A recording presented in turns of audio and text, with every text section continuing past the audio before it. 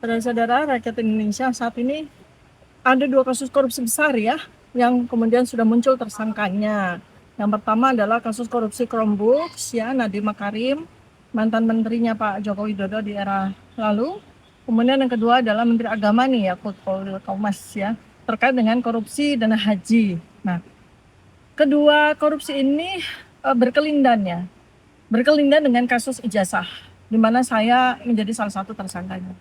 Dan orang atau publik berpendapat bahwa kasus korupsi ini sengaja muncul ya untuk menutupi kasus ijazah, ya, untuk menutupi kasus ijazah Joko Widodo. Ya.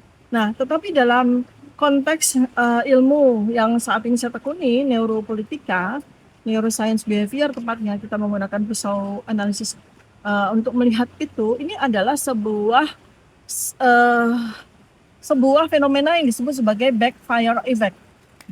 Jadi kasus korupsi dana haji, kasus korupsi Chromebooks ya, pengadaan komputer, ini kan melibatkan sama-sama menyeret Presiden Joko Widodo ya.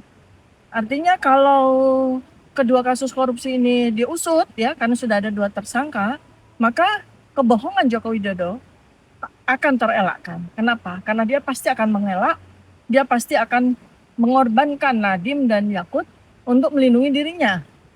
Artinya dengan kasus ijazah di mana saya Dr. Tifa bersama dengan RRT ya yang lain dan semuanya itu, kita akan menguak kebohongan Joko Widodo dalam soal ijazah.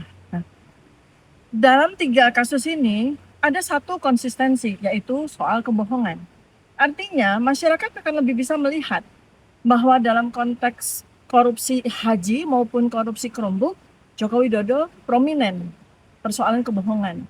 Nah, kalau kemudian kasus ini nanti jalan, ya akan muncul, karena mau nggak mau Joko Widodo kan harus hadir di persidangan sebagai saksi, ya sebagai saksi karena dia adalah presiden waktu itu dan menjadi pemangku kebijakan, ya.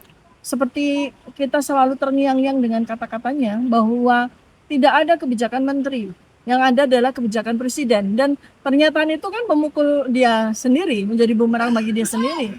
Artinya Yakut nggak punya kebijakan sebagai menteri agama, Nadiem Makarim nggak punya kebijakan sebagai menteri agama, yang punya kebijakan ya presiden.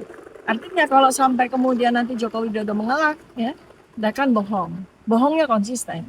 Artinya dengan kebohongan haji, dengan kebohongan Chromebook akan uh, membuat kebohongan terhadap ijazah akan menjadi tak kuat.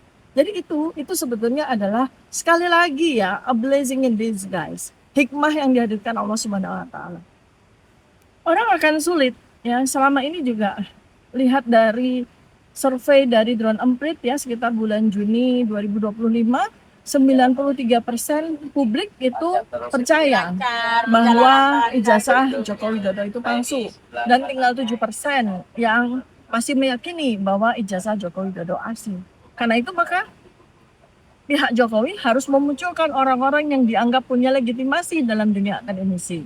Maka ada seorang doktor, bahkan Profesor Egy Sujana, yang sudah diseret masuk ke dalam, yang dulunya berlawanan dengan Joko Widodo dan sekarang diseret masuk. Ya. Kemudian juga seorang pengacara, Damai Harilubis, yang belasan tahun menentang isu jasa Jokowi dan sekarang menjadi bagian dari Joko Widodo. Jadi ini adalah sebuah counter attack ya yang dilakukan oleh Joko Widodo terkait dengan bagaimana kami mengedepankan scientific base ya terkait dengan cara kami untuk menguak kebenaran ijazah. Nah, jadi sekali lagi ini secara neuropolitika ini adalah sebuah backfire effect.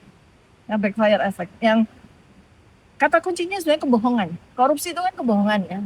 Korupsi itu kan tends to kebohongan. Corruption itu salah satu gurunya adalah kebohongan. Nah, di sini Joko Widodo jelas prominent terlibat karena dia adalah presiden. Ya, jadi di dalam soal ijazah dia berusaha untuk menutupi itu dengan institusi-institusi masih dia kuasai. Jadi ini sekali lagi ini peristiwa yang sudah berjalan gitu ya. Kebohongan itu tidak akan pernah bisa bertahan lama. Dan kebohongan itu harus selalu ditutup dengan kebohongan-kebohongan berikutnya. Tetapi tidak untuk kebenaran. Ketika kebenaran terkuak, maka dia akan secara mandiri, dia akan secara independen, dia akan terus menguak kebenaran-kebenaran yang lain. Sehingga kita semua rakyat Indonesia, insya Allah dalam waktu dekat akan terselamatkan dari rezim kebohongan.